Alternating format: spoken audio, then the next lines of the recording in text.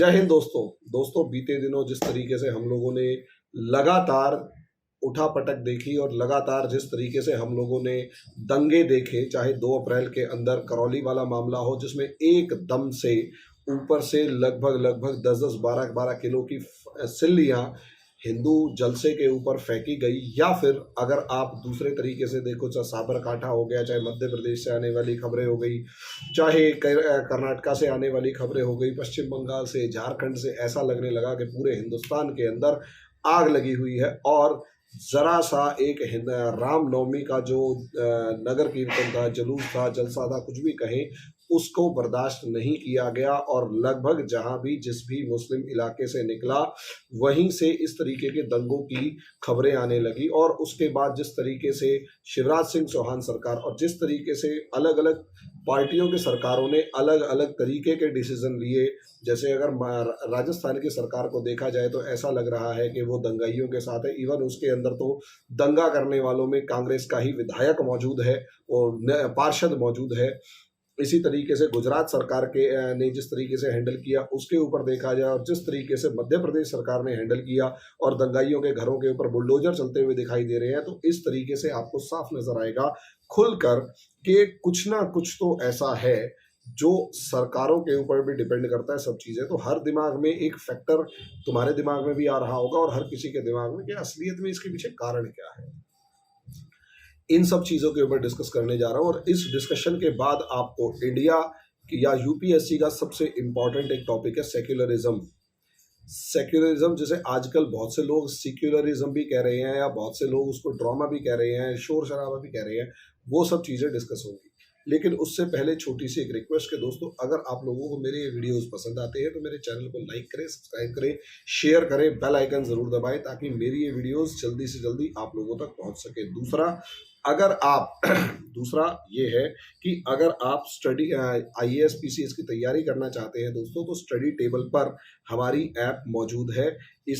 हमारी app Google play store से आप डाउनलोड कर सकते हैं, स्टडी टेबल नाम से। जितना जल्दी हो सके आप इसे डाउनलोड कीजिए और हमारा एनसीईआरटी के कोर्सेज को अवेल कीजिए। फ्री ऑफ कॉस्ट एनसीईआरटी की क्लासेस में अवेलेबल है। दूसरी तरफ दोस्तों, अगर आप एनसीईआरटी हिस्ट्री की बात कर रहे हैं, अगर आप प्रिपरेशन करना चाहते हैं UPSC, PSC, SSC, central universities, common entrance test, NET, JRF, grade 1 TET या कोई भी दूसरा एग्जाम, उसके अंदर आपका हम एक पूरा कंप्लीट कंसेप्टर कोर्स स्टार्ट कर रहे हैं। उसमें सबसे पहला कोर्स हम हिस्ट्री से चालू करेंगे। 500 रुपए पर मंथ इसकी फीस है। तो जल्दी से जल्दी आप हमारे इस कोर्स से जुड़िए, ताकि आपको हम स्टडी टेबल ऐप से ही आप इसे डाउनलोड कर सकते हैं। इस नंबर पर कॉल करके आप हमसे कांटेक्ट कीजिए। जितना जल्दी हो सकेगा आप कांटेक्ट करेंगे उतना ज्यादा बेटर रहेगा, ताकि आपका कोर्स पीछे ना छूट जाए। अब आ जाते हैं दोस्तों टॉपिक के ऊपर। टॉपिक है रामनवमी, और रामनवमी के ऊपर जिस तरीके से हिंसा हुई है, जिस तरीके से तोड़फोड़ हुई है, कहीं ना कहीं इंडिया का जो हिंदू मुस्लिम भाईचारा है, हिंदू मुस्लिम सोसाइटी के अंदर जो कॉन्फ्लिक्ट है, वो आपको साफ नजर आएगा। और जिस तरीके से ये दंगे हुए हैं, वहां एक तरीके से इनटॉलरेंस नजर आएगी। लेकिन मजे की बात यह है, यहां हर पार्टी और हर TV channel, TV news channel और ये टीवी न्यूज एंकर, साथ में इनका चैनल, और दूसरी तरफ हर कॉमन पीपल, कॉमन मैन, हर किसी का एक अपना ओपिनियन है, और वो ओपिनियन कहीं ना कहीं बायस्ड है। क्योंकि अगर आप सुधीर चौधरी से देखेंगे, जो सुधीर चौधरी एंकर हैं, सुधीर चौधरी से लेकर रिपब्लिक टीवी वालों से लेकर अमीश देवगन से लेकर बहुत सारे दूसरे जो भी प्रो बीजेपी समझे जाने वाले चैनल या गोदी मीडिया जिन्हें आजकल टर्म यूज किया जा रहा है, उन सब से अगर सुनेंगे तो वो यही कहेंगे कि असलियत में इस्लाम को मानने वाले जो हैं वो इनटॉलरेंट है, और उनसे किसी भी तरीके से हिंदू त्योहार बर्दाश्त नहीं हुआ। वो ये कह रहे हैं कि उनसे किसी भी तरीके से हिंदू त्योहार बर्दाश्त नहीं हुआ, और क्योंकि उनसे हिंदू त्योहार बर्दाश्त नहीं हुआ, इसलिए जैसे ही ये लोग जैसे ही ये नगर कीर्तन, जुलूस, जलसा, आयोजन जो भी है, ये पूरे का पूरा उनके इलाकों से गया, ये शोभा यात्रा, रामनवमी की जो शोभा यात्रा है, इनके इलाकों से गुजरी, इन्होंने पथराव शुरू कर दिया, तोड़फोड़ शुरू कर दिया, मार पिटाई शुरू कर दी और इस हद तक सिचुएशन क्रिएट हो गई कि एक आदमी की जान चली गई और एक एसपी के पैर में गोली लग गई। वहीं दूसरी तरफ अगर आरफा खानम शेरवानी से लेकर अगर साक्षी जोशी सरीखे पत्रकारों को देखें या एंकर्स को देखें तो आपको यहाँ पर नजर आएगा कि ये लोग खुले तौर पर ये कह रहे हैं कि असलियत में ये सारी की सारी मोदी सरकार की साजिश है। साक्षी जोशी तो ये भी कह रही है कि असलियत में मोदी सरकार और उनके मुख्यमंत्री डरे हुए हैं, इसलिए डरे हुए मुख्यमंत्रियों ने प्रपंच रचा, षड्यंत्र रचा, जिसके अंदर ये सारे के सारे फंस गए। अब दोनों की अपनी अपनी एक कॉन्स्पिरेसी थ्योरी है। दोनों की कॉन्स्पिरेसी थ्योरी के अंदर एक थ्योरी ये कहती है कि असलियत में हिंदू धर्म के जो लोग हैं वो बहुत शांति से अपनी शोभा यात्रा निकाल रहे थे।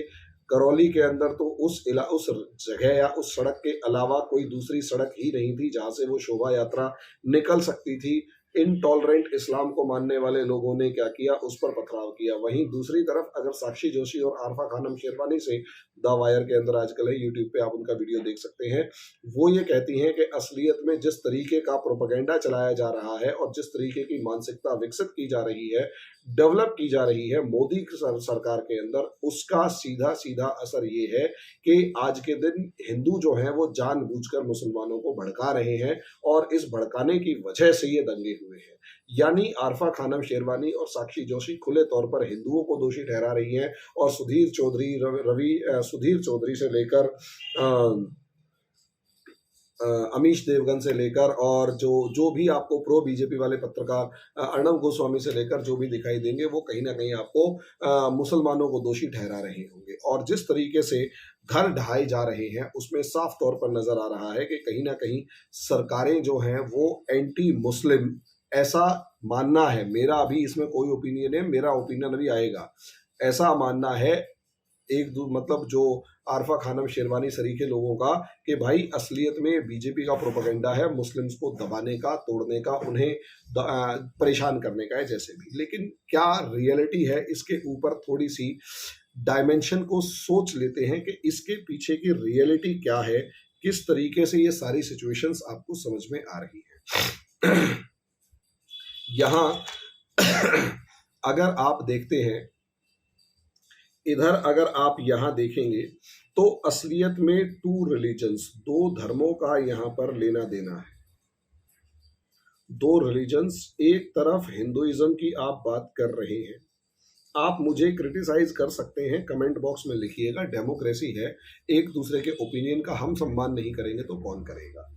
इसलिए हमारे जिसको भी मेरे इस ओपिनियन से क्रिटिसाइज करना हो आराम से कीजिए, बस अपना थोड़ा सा गाली गलौज करके स्टैंडर्ड लो मत दिखाइएगा। जैसे शोएब जमेई का आजकल एक वो वीडियो वायरल हो रहा है जो कि एक दूसरे जो पैनलिस्ट थे उनको गाली बकते हुए वो नजर आ रहे हैं।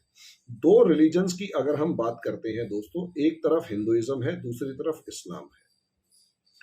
असलियत में what is the basic thought या basic difference between the principles of these two religions. अगर आप इस्लाम की बात करेंगे तो इस्लाम कहीं ना कहीं आउटवर्डली रिजेक्ट करता है दुनिया के हर दूसरे धर्म को, हर धर्म को आउटवर्डली रिजेक्ट करता हुआ नजर आता है।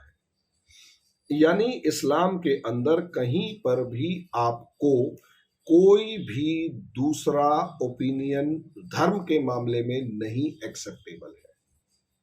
यही एक रीजन है कि क्योंकि इन्हें धर्म के मामले में कोई दूसरा ओपिनियन एक्सेप्टेबल नहीं है, इसीलिए जहां पर भी आपको दुनिया का कोई भी रिलीजन दिखाई देगा, दुनिया का कोई भी इस्लामिक कंट्री दिखाई देगा,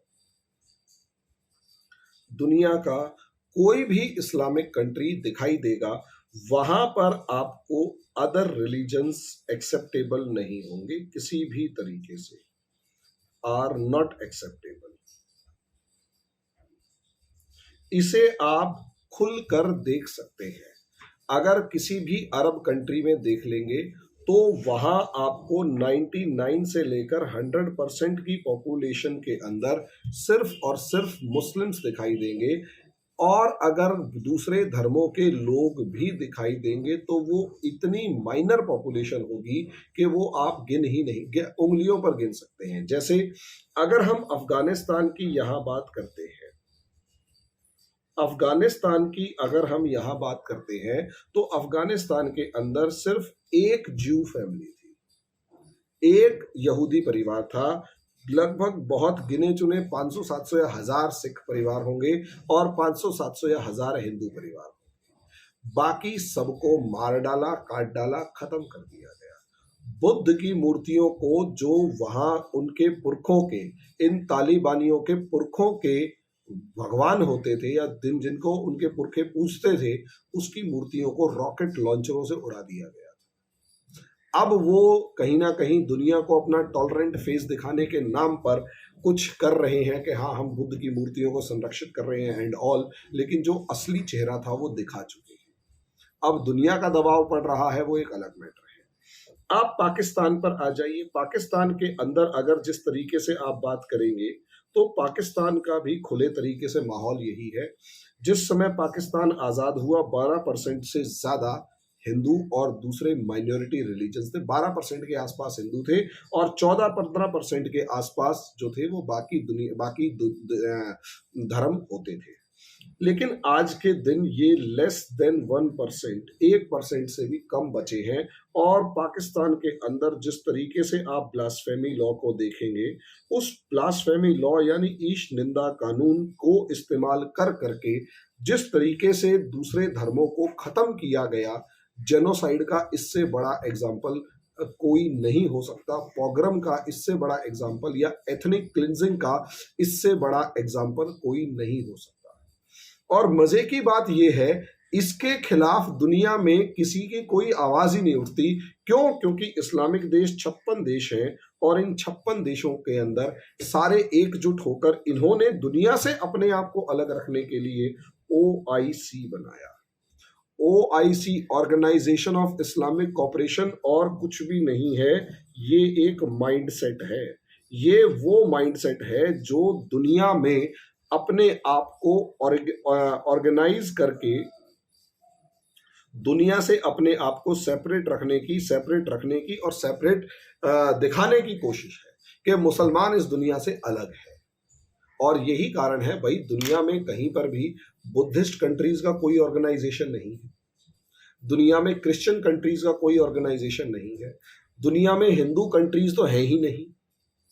तो सोचने वाली बात यह है, इस इस्लामिक कंट्रीज के अंदर ही ऐसा क्या पेट में दर्द था जो इस्लामिक ऑर्गेनाइजेशन बनाई। असलियत में ये इस्लाम को मानने का एक सुपीरियरिटी कॉम्प्लेक्स और माइंडसेट है, जिसके अंदर ये आपस में एक दूसरे को जितना मर्जी मारे काटे, लेकिन दुनिया के सामने अपने आप को एक साथ प्रोजेक्ट करने का जो माइंडसेट है वो कहीं ना कहीं दिखाई दे रहा है।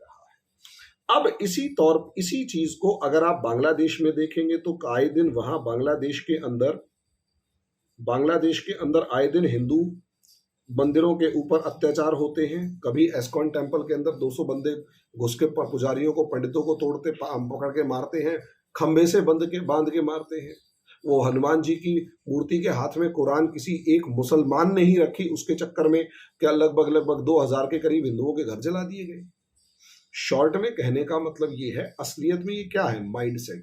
इस माइंडसेट को अगर आप देखेंगे, इस्लाम को मानने वाले वो खुद अपना बताएं कि क्या माइंडसेट के अंदर, इस माइंडसेट का अगर देखा जाए तो क्या जिस तरीके से आउटवर्डली रिजेक्ट किया गया है दूसरे किसी भी धर्म को, दूसरी किसी भी फिलॉसफी को, अब आउटवर्डली रिजेक्ट अगर कर दिया गया, खुले तौर पर ये कह दिया गया कि ला इलाहा इल्लल्लाह मुहम्मदुर रसूलुल्लाह, यानी सिर्फ और सिर्फ अल्लाह है, इसके अलावा कुछ भी नहीं है। इसका मतलब ये है कि आपसे अगर किसी भी तरीके से बात की जाएगी कि क्या आप हिंदुइज्म के, क्या आप मूर्ति पूजा करने वालों को मानेंगे, तो उन्हें तो एक तरीके से अछूत के तौर पर डिसाइड किया जाएगा। तो ऑलरेडी एक माइंडसेट तो है, इसे दुनिया का कोई भी इंसान रिजेक्ट नहीं कर सकता। इंडिया के अंदर इस्लाम की थोड़ी सी पोजीशन ठीक उस टाइम तक थी जब तक यहां पर सूफिज्म को मानने वाला इस्लाम था। सूफिज्म बहुत ही लिबरल अप्रोच रखता है इस्लाम की, और सूफिज्म काफी हद तक इंडिया के दूसरे रिलीजन्स को भी एक्सेप्ट करता हुआ दिखाई देता है।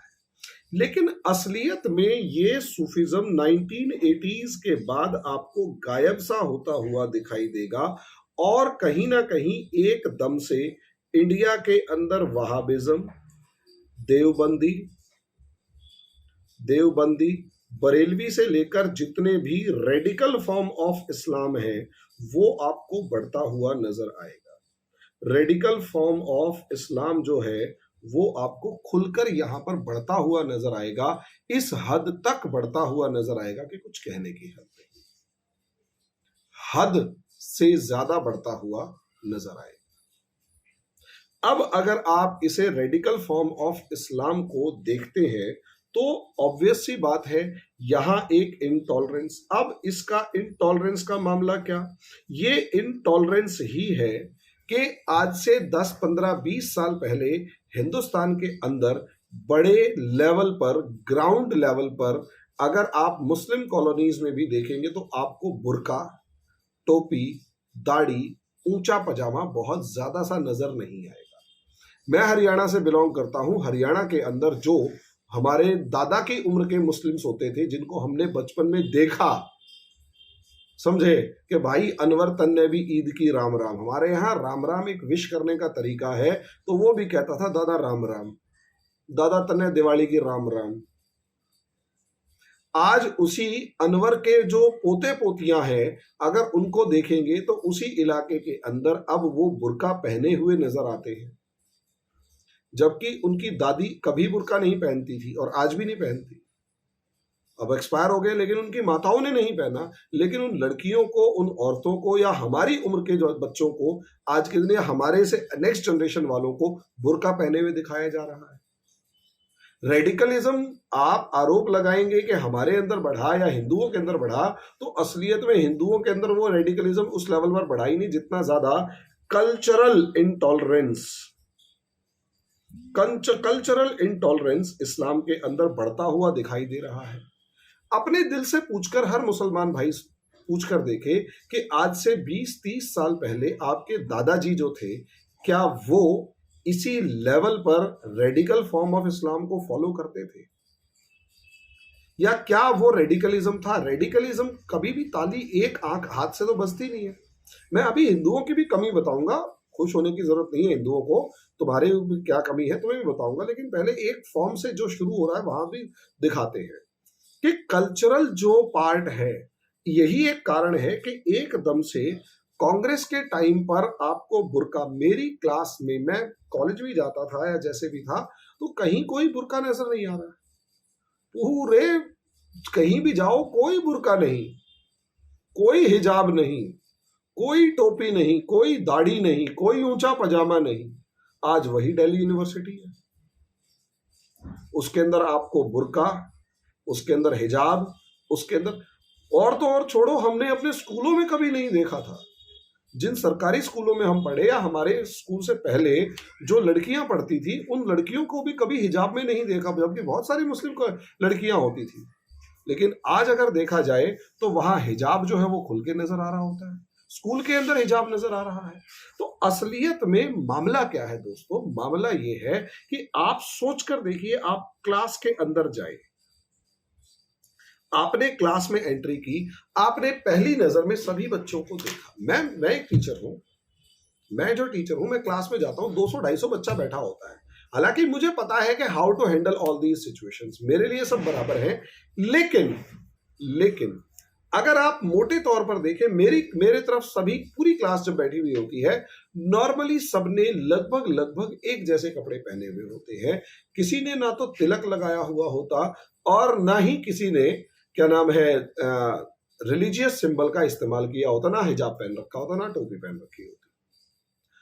तो उस क्लास को लेने का एक आनंद जो अलग होता है वो इसलिए क्योंकि यहाँ कोई रिलीजियस बायस बंदा नहीं मिलेगा, ये पक्का है। इसलिए चाहे मूर्ति पूजा की बुराई की जाए, चाहे क्या नाम है क्या इस्लाम के बारे में जो भी उसकी बुराइयां, इस्लाम के अंदर जो बुराइयां आ चुकी हैं वो की जाए, कोई समस्या नहीं। लेकिन जैसे ही आप क्लास में घुसे, आप खुद माइंडसेट को बनाकर देखिए। आपने क्लास में, आप कहीं भी पब्लिक प्लेस में गए हैं, वहां आपने 4 लोगों को एक रिलीजियस सिंबल यूज किए हुए देखा है। पूरी कोशिश करने के बाद भी, पूरी कोशिश करने के बाद भी आप उनके साथ अनबायस्ड बिहेवियर रख ही नहीं पाते। वहां आप वो खुलकर पढ़ा ही नहीं पाते। बेस्ट एग्जांपल मैं आपको दिखाता हूं, बताता हूं। मैं एक इंस्टीट्यूट में पढ़ाता था, वहां पर नॉर्मली देखा कि जैसे खिलाफत मूवमेंट, हम नॉर्मली खिलाफत मूवमेंट पढ़ाते हैं और खिलाफत मूवमेंट का बेसिक पार्ट है कि खिलाफत मूवमेंट प्योरली एक रिलीजियस इशू था, जिसका बेसिक रीजन जो था वो फॉरेन कंट्री में कहीं बैठा हुआ एक अय्याश सा खलीफा था, जिसको मारने के लिए, जिसको हराने के लिए, जिसके खिलाफ वहाबियों ने, सिथियंस ने, कुर्दों ने, इजिप्ट ने, सबने अपनी सेनाएं भेज के उस खलीफा को हराने की कोशिश करी और हराया। अरब सेनाएं गई उस खलीफा को हराने के लिए, लेकिन इंडिया वाले जोश में आए हुए थे कि नहीं, हमें खलीफा को बचाना है। जबकि वो इंडिया के मुस्लिम्स जो हैं वो इंडियन नेशनल मूवमेंट में जल्दी से नहीं जुड़ रहे थे, मेजॉरिटी, लेकिन वहां जुड़ गए।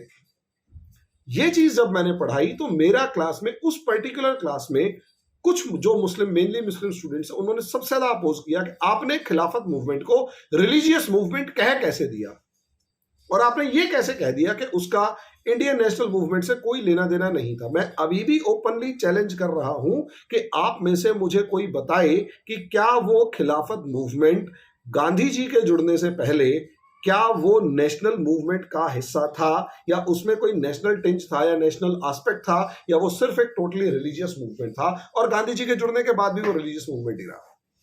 ओपन चैलेंज अभी भी है, लेकिन वो बच्चे भिड़ गए। क्यों? माइंडसेट। और मैंने एक जो अजीब सी चीज देखी वो वही थे जिनके सामने सबसे ज्यादा रिलीजियस सिंबल उन्होंने यूज किया हुआ था। लड़कियां जो थी 6-7, उन्होंने बुर्का या हिजाब, और लड़के जो थे वो नमाज के नाम पर क्लास छोड़ के चले जाएंगे, नमाज पढ़ेंगे। कोई समस्या नहीं, आप पढ़ो, लेकिन ज्ञान धर्म से पहले है भाई, और वो तुम्हारी जिंदगी नहीं, सर बाद में देख लेंगे। हमने क्लास का टाइम आगे पीछे करने की कोशिश करी तो वो एक अलग मैटर है कि फिर 4 लड़के ये कहते हैं कि सर ये वाला टाइम मुझे सूट नहीं करेगा क्योंकि मेरी वाली मस्जिद में नमाज का टाइम कुछ और है। फिर लास्ट में जो इंस्टीट्यूट है वो भी एक मुस्लिम भाई का ही था, तो उसने साफ कह दिया इनकी नमाज के चक्कर में मैं अपने इंस्टीट्यूट की, अपनी क्लास को नहीं खराब करूंगा। तुम हिंदू होके इनको टाइम दे रहे हो, मैं तो मुस्लिम होके टाइम नहीं देता। मुस्लिम टीचर ने कहा कि मैं मुस्लिम होके टाइम नहीं देता, तुम क्यों दुखी हो रहे हो, ये तुम्हें परेशान कर देंगे और पागल कर देंगे, अपना पढ़ाओ और क्लास लो और मौज लो।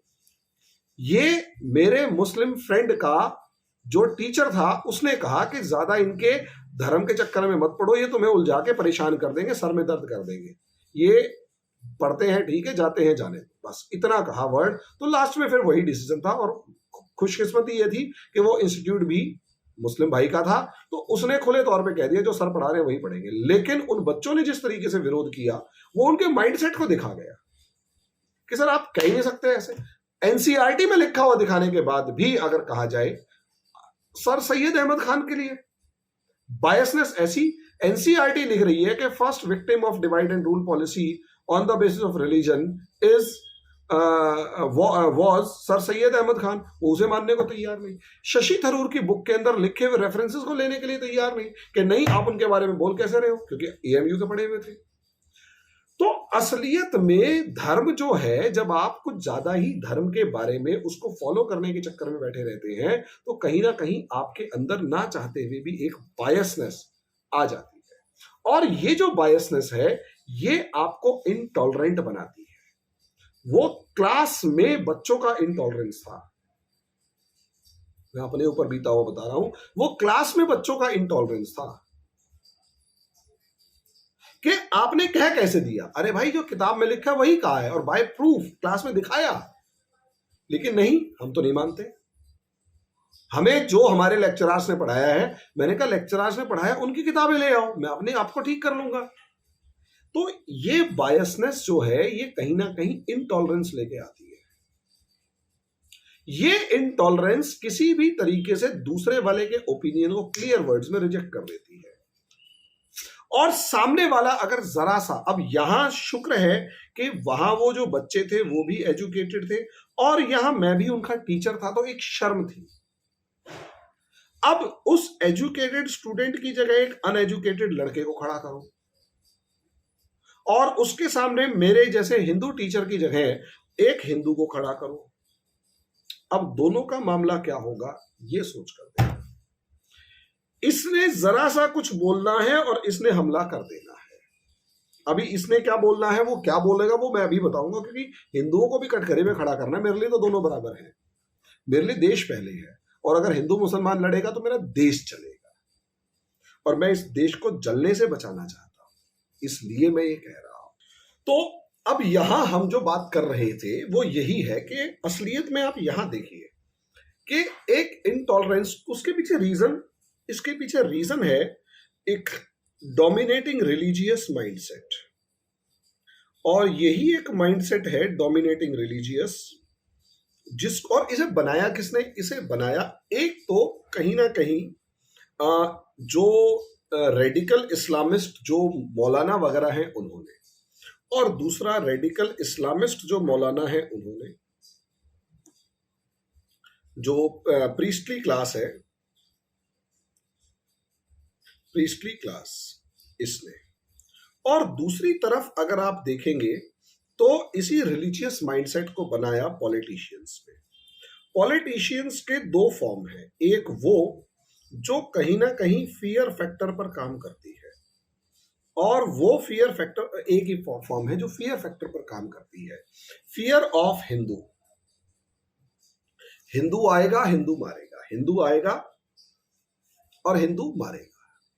अब यहां ये जो पॉलिटिशियंस का जो फियर फैक्टर है, इसने, ये पॉलिटिशियंस ने जो फियर फैक्टर क्रिएट किया, इसके चक्कर के अंदर फंस गए, और रही सही कसर इन मौलानाओं ने, मुफ्ती मौलवी काजियों ने शोर मचा मचा के। और यहां प्योरिटी ऑफ इस्लाम के नाम पर जिस तरीके से लोगों को बरगलाया जा रहा है, और प्योरिटी के नाम पर जिस तरीके से उनको मिसगाइड किया जा रहा है, और economy versus religion, economy versus religion की एक कंफ्यूजन क्रिएट की जा रही है कि एक इंसान को इकोनॉमिकली ज्यादा स्ट्रांग होना चाहिए या रिलीजियस मैटर में।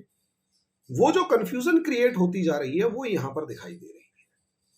इसका नतीजा क्या है कि इन सब चीजों के चलते, एक तो fear of Hindus, Hindu majority ने क्या काम किया है कि मुस्लिम्स को एक वोट बैंक की तरह प्रोजेक्ट कर दिया। इसका सबसे पहला फायदा कांग्रेस ने उठाया, फिर समाजवादी, बहुजन समाज पार्टी से लेकर लालू यादव से लेकर बहुत सारे दूसरे पॉलिटिकल पार्टीज ने इसका फायदा उठाया।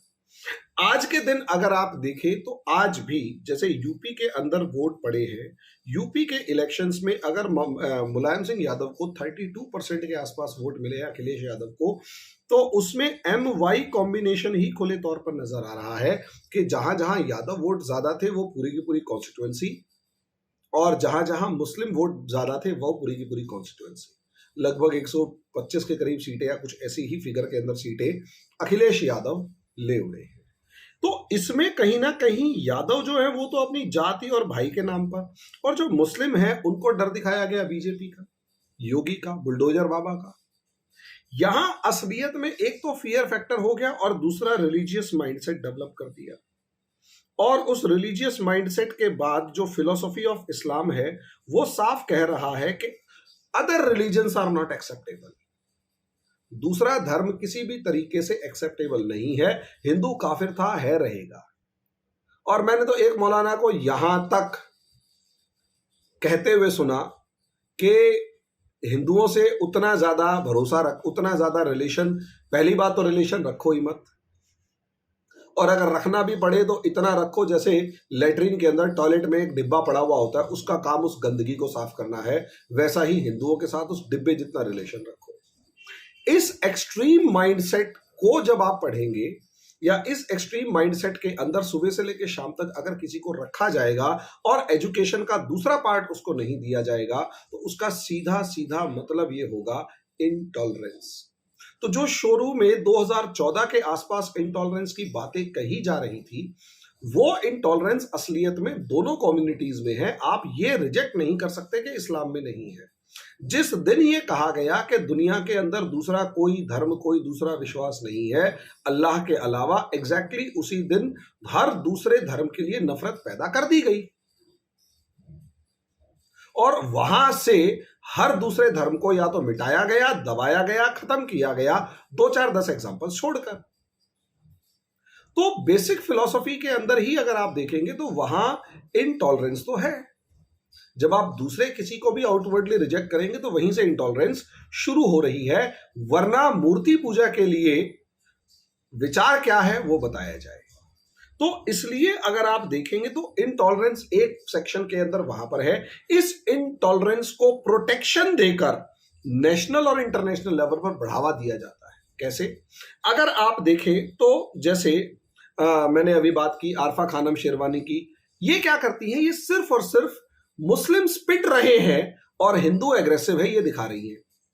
कश्मीर फाइल्स के अंदर अगर आप देखें तो बरखा दत्त जैसे जो क्या नाम है पत्रकार थे, उन्होंने खुले तौर पर यह कहना शुरू कर दिया कि भाई असलियत में हिंदूज जो थे वो ऑप्रेसर थे, वो दबा रहे थे और मुस्लिम्स का रिएक्शन था और इसलिए मुस्लिम से मार भगाया। यानी वो जस्टिफाई कर रही हैं 1.5 से 2 लाख हिंदुओं को मार भगाने के लिए। लेकिन जब आप ये कह रहे हैं कि आइदर लीव, कन्वर्ट और डाई, 3 में से कोई एक चुनो, वो रलीव, गलीव, सलीव, समथिंग कुछ, तो वो जो पार्ट है वो उसको आउटवर्डली पूरे तरीके से दबा दिया गया। तो जब आप ऐसे रेडिकल माइंडसेट को सपोर्ट करते हैं और उसमें से जो पिटने वाला है या जिसके अगेंस्ट उसके अंदर हेटरनेस है उसे दबाने की कोशिश करते हैं, सिर्फ और सिर्फ इसलिए क्योंकि आपको सामने वाले को खुश करना है, वरना नाराज हो जाएगा। तो ऐसी सिचुएशन के अंदर कहीं ना कहीं जो पिट रहा है उसके दिल में भी एक नफरत होगी, उसके दिल में नफरत होगी। कश्मीरी पंडित से सोचकर देखिए ना, कश्मीरी पंडित को जब मार के भगाया गया तो कश्मीरी पंडित ने बंदूक तो नहीं उठाई, बंदूक तो कश्मीर के अंदर उनको भगाने वालों ने उठाई। और उससे ज्यादा गुस्सा का किसी को भी कब आएगा जब उस कम्युनिटी को भगाने वाले लोगों को आप अपने ऑफिस में बुला के उनसे हाथ मिला रहे हैं, उनसे गलबहियां कर रहे हैं। ऐसी सिचुएशन में अगर आप लोग देखेंगे तो आपको खुद ही चीजें समझ में आनी शुरू हो जाएंगी कि असलियत में बायसनेस किसी पर्टिकुलर रिलीजन के लिए अगर रखी जाएगी तो दूसरे रिलीजन में नेचुरली एक रिएक्शन डेवलप होगा। क्योंकि मेरा अगर मानना है, जो जहां तक मैं हिंदू हूं, हिंदुइज्म को समझा है, मैं बहुत ज्यादा भगवान को फॉलो नहीं करता, बहुत ज्यादा भगवान के अंदर मेरी आस्था नहीं है, एक लिमिट तक सब ठीक है लेकिन उसके अलावा नहीं। तो मेरा मानना है कि हिंदुइज्म के अंदर, हिंदू धर्म में जितने भी लोग हैं मूर्ति पूजा करने वाले हैं, असलियत में हिंदुइज्म वे ऑफ लाइफ, जो सुप्रीम कोर्ट भी कह चुका है।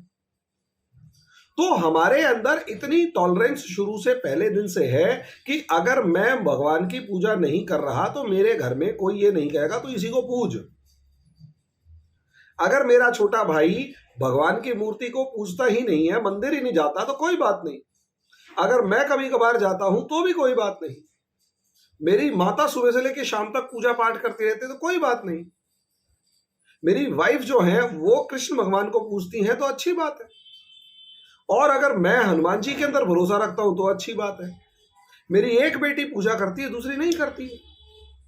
एक को भगवान से विश्वास है कि नहीं भगवान आप जो है वो प्रार्थना मेरी स्वीकार करोगे और मुझे अच्छे नंबर दिलाओगे।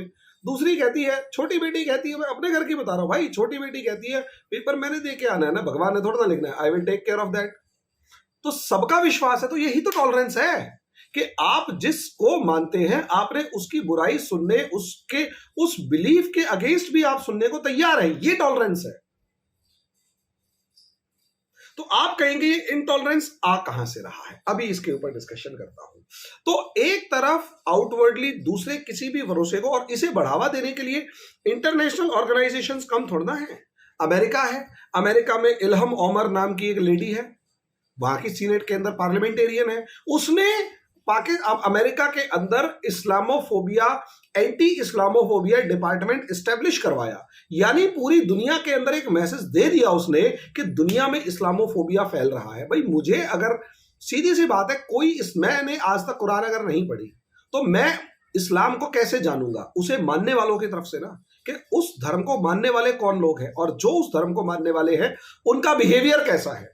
अगर मैं उनके बिहेवियर को मान के, समझ के, सोच समझ के, देख कर जज तभी तो करूंगा। अगर कोई मेरे मुंह पे कहेगा यार तुम तो ऐसे ही हो, तो मैं कैसा हूं भाई? तो मेरे लिए भी तुम वैसे ही हो जैसे मैं तुम्हारे लिए हूं। और मैं उस चीज को ज्यादा डिस्क्लोज नहीं करना चाहता कि मेरे मुंह पे हिंदू धर्म की बुराई करने वाला एक रेडिकल मुस्लिम था, वो क्या कह रहा है, जबकि मैं उनका कुछ भलाई करने गया था, बुरा तो करने नहीं गया था। वो यूपीएससी प्रिपरेशन के लिए कोई एफर्ट्स कर रहे थे अपने बच्चों के लिए, तो मैं वहां गया, वहां बैठे बैठे मेरे मुंह पे कह दिया यार हिंदू धर्म के अंदर तो ऐसे पता नहीं क्या क्या पूछते रहते हैं, what the hell is this. तो ये माइंडसेट जो है ना, ये रेडिकलिज्म माइंडसेट जो है, ये धर्म के प्रति कुछ ज्यादा डेडिकेशन जिसके अंदर भी होता है वो होगा, क्योंकि आप दूसरे किसी भी ओपिनियन को एक्सेप्ट करने से मना कर रहे हैं कि दूसरा तो हो ही नहीं सकता। और यही एक कारण है कि एक आम मुसलमान भी दूसरे मुसलमान को खुलकर मार रहा है। अगर कोई दूसरा धर्म नहीं है तो वो एक दूसरे के ओपिनियन से ही एग्री नहीं करते। देवबंदी और बरेलवी को देख लो, देवबंदी बरेलवी को देख लो, मस्जिद के बाहर अगर कोई बोर्ड लग जाए ना कि इस फिरके को मानने वाले मुसलमानों को आना नहीं है, और जब ताजिए का अपोज करने वाला एक हिंदू ना होकर मुसलमान हो, तो वो इनटॉलरेंस ही दिखाता है कि ओपिनियन के लिए इनटॉलरेंस कितनी ज्यादा है और मैं ही सही हूं ये कितना ज्यादा है। तो अब आ जाते हैं, ये तो एक सेक्शन हो गया जो मुस्लिम्स का है, जिसको अंदर एक इनटॉलरेंस कूट कूट कर भरी हुई है फ्रॉम द वेरी डे जिस दिन वो ये कहते हैं कि मैं जो मानता हूं वही ठीक है, मेरे अलावा सब झूठ है। यानी उन्होंने हिंदू धर्म को आउटवर्डली रिजेक्ट कर दिया या दुनिया के दूसरे धर्म को रिजेक्ट कर दिया।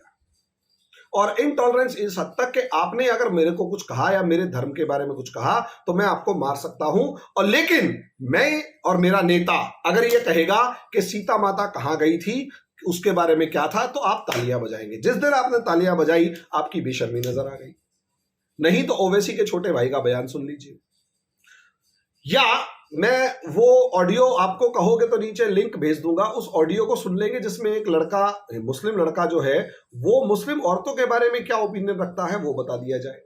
तो ये कहना कि मुस्लिम कम्युनिटी जो है उसके अंदर इंटॉलरेंस नहीं है तो भूल जाइए। रत्ती भर भी ये गलत फहमी ना पाले, मुस्लिम्स में एग्जैक्टली उतनी ही कहीं ज्यादा फ्रॉम डे वन वो इंटॉलरेंस है जो दूसरे किसी को भी रिजेक्ट करती है, यहां तक कि अपने ही कुरान को मानने वाले लोगों को भी रिजेक्ट करती है। वरना ताजिए के ऊपर पत्थरबाजी करने वाला मुसलमान ना होता, सूफियों की मजारों को उखाड़ फेंकने वाला मुसलमान ना होता, सूफियों को मतलब रिजेक्ट करने वाला, आउटवर्डली रिजेक्ट करने वाला मुसलमान ना होता।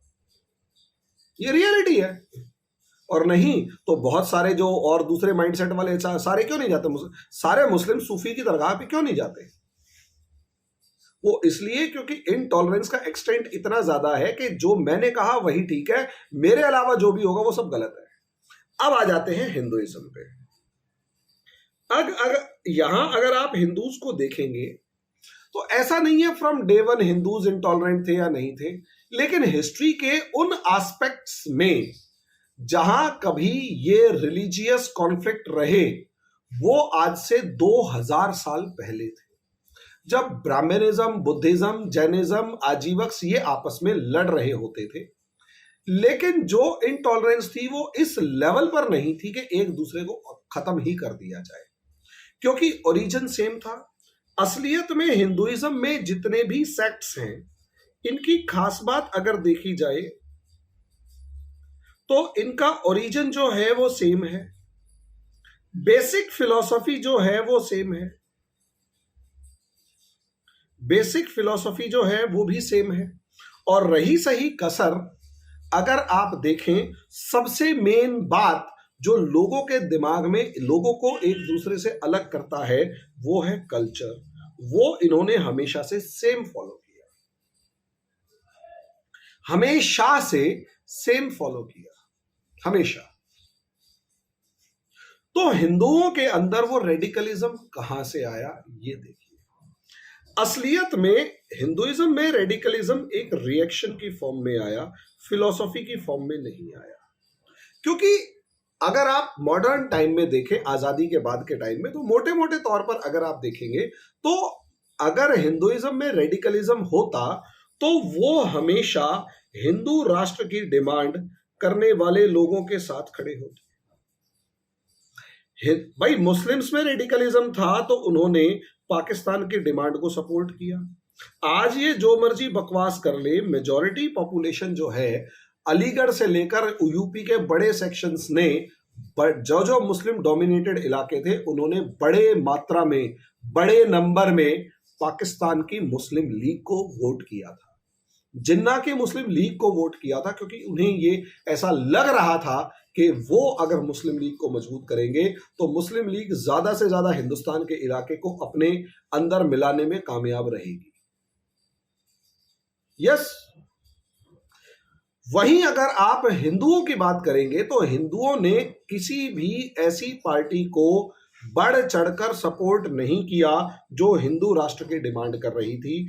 चाहे आरएसएस, तो खैर वहां पर कोई पॉलिटिकल ऑर्गेनाइजेशन नहीं थी, उस टाइम पर हिंदू महासभा थी। लेकिन आप हिंदू महासभा को भी देखेंगे तो हिंदू महासभा का बहुत ज्यादा बड़ा मास बेस नहीं था, कोई ज्यादा बड़ा मास बेस नहीं था हिंदू महासभा का, एक नॉर्मल मास बेस था। और क्योंकि हिंदू महासभा का एक नॉर्मल मास बेस था, एक बेसिक पार्ट वहां पर था, तो बहुत ही कम, बहुत ही सिग्निफिकेंट नंबर नहीं था, बहुत ही नेग्लिजिबल टाइप का नंबर था। तो इन्होंने, हिंदुओं ने मेजॉरिटी किसको सपोर्ट किया? एक ऐसी पावर पार्टी को जिसे कांग्रेस कहा गया। और कांग्रेस ने कभी भी हिंदू राष्ट्र की मांग नहीं करी, वो हमेशा सेक्युलर की बात करते थे, वो हमेशा हिंदू मुस्लिम यूनिटी की बात करते थे, हिंदू मुस्लिम यूनिटी की बात करते थे। और अगर आप देखें तो जवाहरलाल नेहरू से लेकर इंदिरा गांधी तक जितने भी आपको दिखाई दिए, इवन राजीव गांधी तक, बहुत सारे एग्जाम्पल्स ऐसे मिलेंगे जहां पर मुस्लिम्स को प्रोटेक्ट किया गया या मुस्लिम्स को स्पेशल ट्रीटमेंट प्रोवाइड की गई। जैसे Hindu code bill 1955, Hindu marriage act आया, उसके अंदर क्लियर वर्ड्स में हिंदुओं में सिख, जैन या वो धर्म जो इंडिया के अंदर ओरिजिनेट हुए हैं उनको रखा गया, मुस्लिम्स को साफ तौर पर अलग रखा गया। शाहबानो केस में सारे के सारे मामले को पलट दिया गया, सुप्रीम कोर्ट के डिसीजन तक को पलट के ये कह दिया गया कि नहीं, जो मुस्लिम्स को कंफर्टेबल है वही दिया जाएगा। वो एक अलग मैटर है कि एक्शन रिएक्शन शुरू हो गया, लेकिन मोटे तौर पर अगर आप देखेंगे तो यहां पर हिंदू मुस्लिम यूनिटी की बात की कांग्रेस ने हमेशा। और कांग्रेस को आजादी के बाद भी लगभग 40 साल तक हमेशा हिंदुओं का एक बड़ा मास बेस सपोर्ट करता रहा, क्योंकि they were not intolerant against Muslims या अगेंस्ट एनी रिलीजन। सर्वधर्म संभाव की बात समझाई जा रही है। ये जो सर्वधर्म संभाव है, ये एक लाइन क्या इस्लाम की किसी फिलॉसफी में क्या ये एक लाइन होगी कि all religions are equal, all should be treated equal? हो तो बता दीजिएगा। जहां तक मैंने पूछा है, मेरे को पता लगा, अभी तक ऐसा कुछ नहीं है, क्योंकि आउटवर्डली आपने बाकी सभी थॉट्स को, थिंकिंग को रिजेक्ट कर दिया और जो कहा कि वो जो लास्ट वर्ड्स है वही है, उसके अलावा जो भी होगा उसको हम आउटवर्डली रिजेक्ट कर देंगे। अहमदिया मुस्लिम्स के मामले में सबसे बड़ा एग्जांपल यही है कि अहमदियाज की फिलॉसफी, कुरान को मानने से लेकर सब चीजें वही हैं, सिर्फ एक फिलॉसफी है कि प्रॉफिट के बाद भी एक प्रॉफिट आए या आगे आए, जो भी है, उनको आउटवर्डली रिजेक्ट कर दिया और वाजिबुल कत्ल कहा गया। पाकिस्तान में तो उनकी पूरी की पूरी कम्युनिटी को खत्म कर दिया। तो यहां अगर आप देखेंगे तो हिंदू मुस्लिम यूनिटी को सपोर्ट करने का या कांग्रेस का मास बेस मेजॉरिटी मुस्लिम्स थे, हिंदू नहीं थे। और मुस्लिम्स जो थे वो मेजॉरिटी हिंदुस्तान में रहने के बाद भी वो कहीं ना कहीं जो प्रीस्टली क्लास थी, पुजारी वर्ग कहो या फिर मौलाना वगैरह कहो, पुजारी तो नहीं कहेंगे, यहां पुजारी नहीं होते, प्रीस्टली क्लास या क्लर्जी, प्रीस्टली की जगह करेंगे क्लर्जी, जो इनके रिलीजियस लीडर्स होते थे उनके अंदर, उनके डोमिनेंस में रहते। यही रीजन है इंदिरा गांधी को मुस्लिम्स का सपोर्ट लेने के लिए 1980 के अंदर जामा मस्जिद के इमाम बुखारी के पास जाकर ये कहना पड़ा कि सपोर्ट दिलवाओ, और जामा मस्जिद बाहर आके कहते हैं कि इंदिरा गांधी के राज में हम सुरक्षित रहेंगे, इसलिए इनको वोट करना। तो शॉर्ट में कहने का है कि हिंदुइज्म जो था, हिंदू नॉर्मली अगर आप देखेंगे तो उसमें वो इंटॉलरेंस नहीं थी। तभी आप कोई भी मुद्दा उठाकर देखेंगे वो मुकदमेबाजी के अंदर तो उलझा हुआ दिखाई दिया, लेकिन कहीं भी वो फॉर्म दिखाई नहीं देगी जो कि एक खुले तौर पर कि हम तो इन्हें आउटवर्डली रिजेक्ट करते हैं, भगाएंगे। थी भी तो हिंदू महासभा वालों की थी, वो ओपिनियन रिलीजन का पार्ट नहीं था, वो एक पॉलिटिकल या सोशल पार्ट ज्यादा था। तो अब इनमें रेडिकलिज्म कहां से आया? वो रेडिकलिज्म सबसे आया एक्सोडस ऑफ कश्मीर से। Exodus of Kashmiri pandits,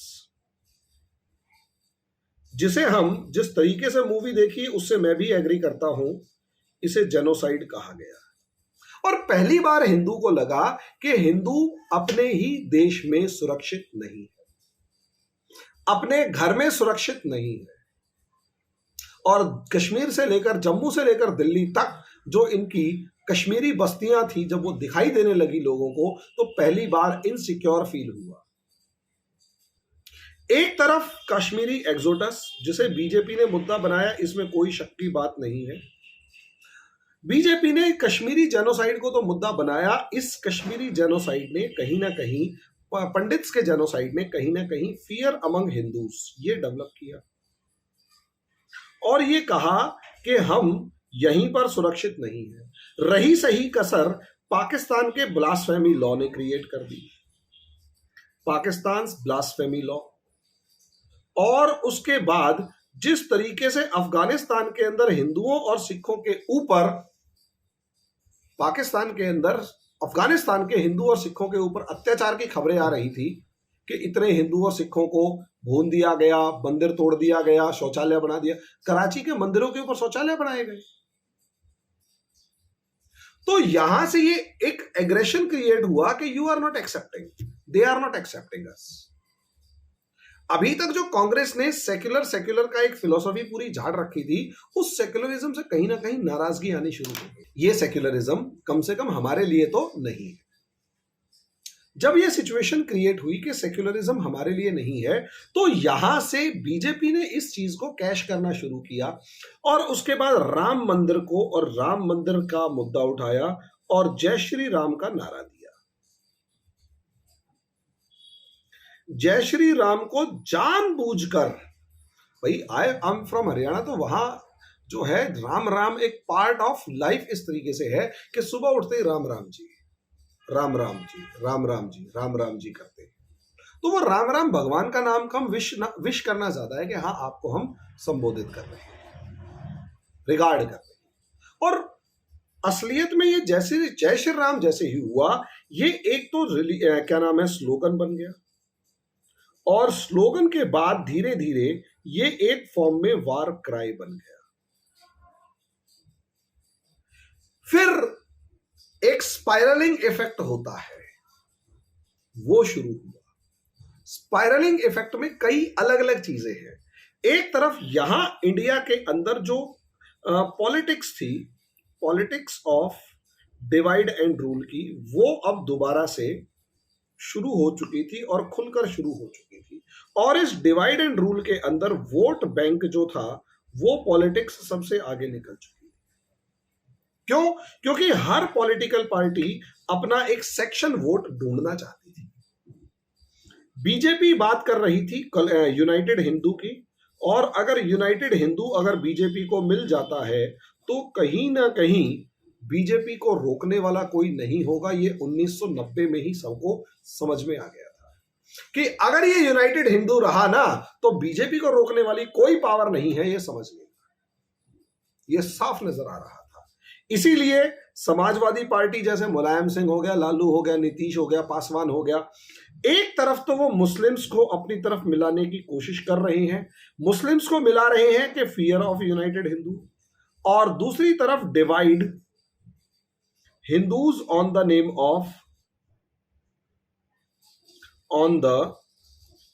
of caste. Mayawati, Mulayam, Paswan, Nitish, सब जितने भी देखोगे वो कास्ट या रीजन के नाम पर डिवाइड कर रहे हैं दोनों। एम वाई कॉम्बिनेशन केजरीवाल को देख लो, ढोल पीट पीट के कह रहा होता है कि क्या नाम है, अजान देने वालों की और मौलवियों की जो तनख्वाह है वो 15,000 20,000 कुछ ऐसे कर दी गई है, समझे। और उससे पूछा जाए जी पंडितों की, जी उसके बारे में भी सोच रहे हैं, क्योंकि उसे पता है कि हिंदू को वोट देने के लिए, वो हिंदू का वोट धर्म के नाम पर मांगेंगे तो इतना नहीं मिलेगा। हिंदू को वोट अभी भी आप इकोनॉमिक प्रोस्पेरिटी के नाम पे मांगोगे तो वो मिल जाएगा, फ्री बिजली फ्री पानी के नाम पे, क्योंकि उससे इकोनॉमिक प्रोस्पेरिटी मिलेगी। लेकिन मुस्लिम का वोट धर्म के नाम पे मिलेगा, देख सकते हैं। यस, आजम खान एक बार कह देगा इसको वोट डालना, सारे वोट वहीं पड़ेंगे। यादवों के सारे वोट कभी भी अखिलेश यादव को नहीं पड़े या मुलायम यादव को नहीं पड़े, लेकिन आजम खान के वोट सारे के सारे एक जगह पड़ते हैं। क्यों? क्योंकि असलियत में एक यूनाइटेड होने का और हिंदू फियर का जो फैक्टर यहां डेवलप हो रखा था। रिलीजियस माइंडसेट क्या है, इंटॉलरेंट पहले से ही है कि हम इनसे अलग हैं। अब उसके बाद फियर दिखा दिए तो और इकट्ठे हो गए, उन्हें इस्तेमाल किया गया वोट बैंक की तरह। अब यहां ऑब्वियस सी बात है, मुस्लिम एक वोट बैंक है, बड़ा वोट बैंक है, तो कोई भी पार्टी जो मुस्लिम्स को वोट बैंक की तरह इस्तेमाल करना चाहेगी वो कभी भी मुस्लिम्स को किसी भी तरीके से नाराज नहीं करेगी, ये पक्का है, नाराज नहीं करेगी। और यही एक कारण था, अगर आप देखें तो मुख्तार अंसारी के कारनामे सबके सामने हैं, लेकिन कोई उसमें हाथ नहीं डालता था। आजम खान कोई हाथ नहीं डालता, मोहम्मद शहाबुद्दीन किसी की औकात नहीं थी। ऐसे न जाने कितने हैं जिनकी कोई औकात नहीं। यहां तक कि अजीत डोभाल इतनी डेजिग्नेटेड पोस्ट के ऊपर बैठा हुआ बंदा, वो अगर ये कह रहा है कि दाऊद इब्राहिम को हम उठा लाते अगर कांग्रेस सरकार हमारे को एक बार कह देती तो, क्योंकि दाऊद की बेटी की शादी थी, और दुबई से उठा लाते। लेकिन मुस्लिम वोट बैंक को नाराज नहीं कर सकती थी ना कांग्रेस। ये जो एक सिचुएशन होती है,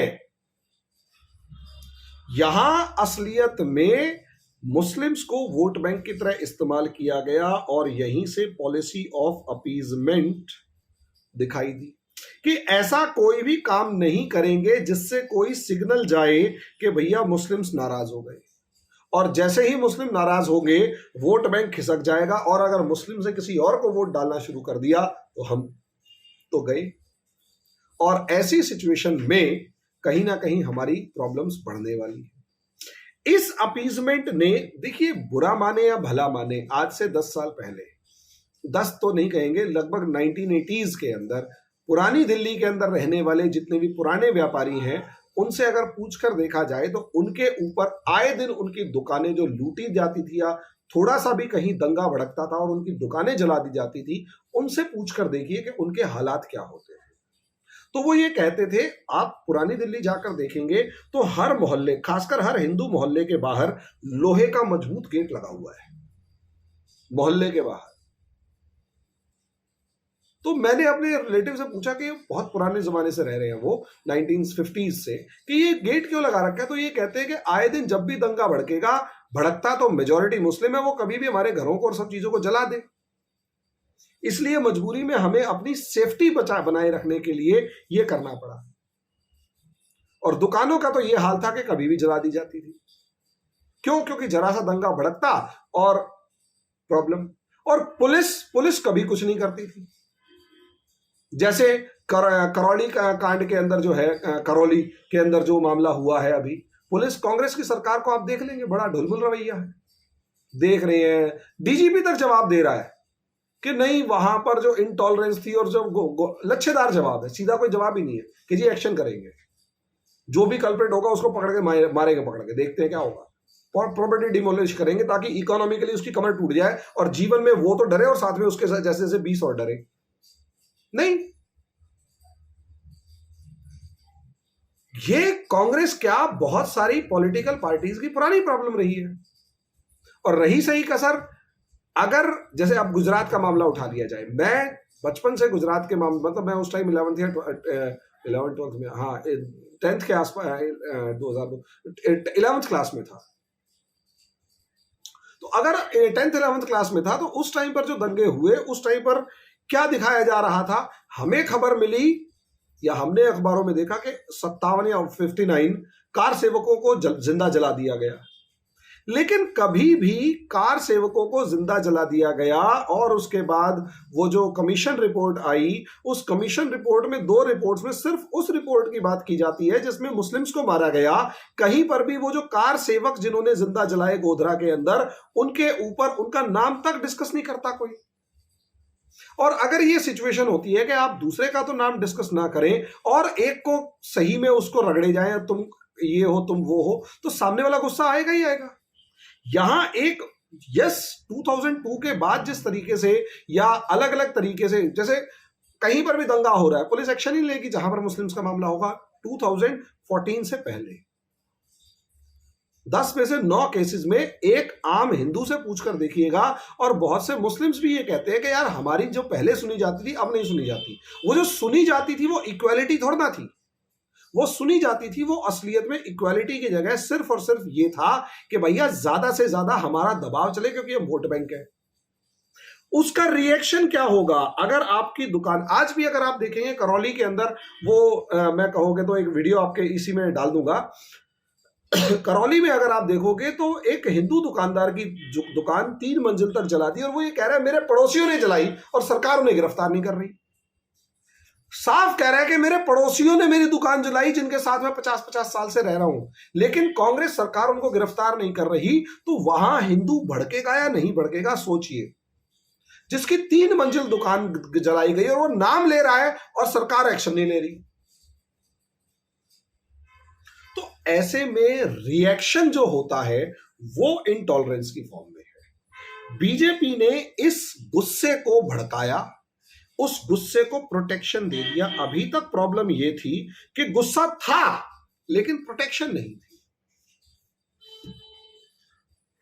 यस, गुस्सा था, प्रोटेक्शन नहीं थी। वरना मुजफ्फरनगर के अंदर होने वाले दंगों में आजम खान के रोल को अगर आप थोड़ा सा सर्च कर लें या समाजवादी पार्टी के रोल को थोड़ा सा सर्च कर लें तो पता लग जाएगा। अच्छा, एक मजे की बात और कि जितना ज्यादा डिस्कशन गोधरा के मामले में होता है या गुजरात राइट्स, गोधरा राइट्स नहीं कहेगा कोई भी, गुजरात राइट्स, चलो गुजरात राइट्स के मामले में होता है, उतना कभी भी डिस्कशन मुजफ्फरनगर के दंगों का नहीं होता है, कभी नहीं होता। जबकि मुजफ्फरनगर के दंगे तो बाद में हुए हैं, गोधरा राइट्स पहले हुए, मुजफ्फरनगर के बाद में हुए।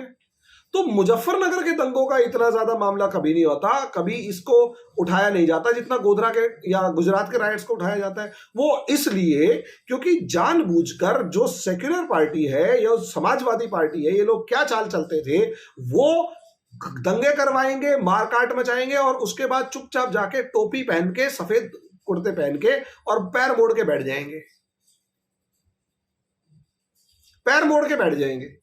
बस मतलब इफ्तार वगैरह का ड्रामा कर देंगे और सिंबॉलिकली दिखा देंगे कि हम तुम्हारे साथ हैं, चाहे जितने मर्जी मरवा दिए हो।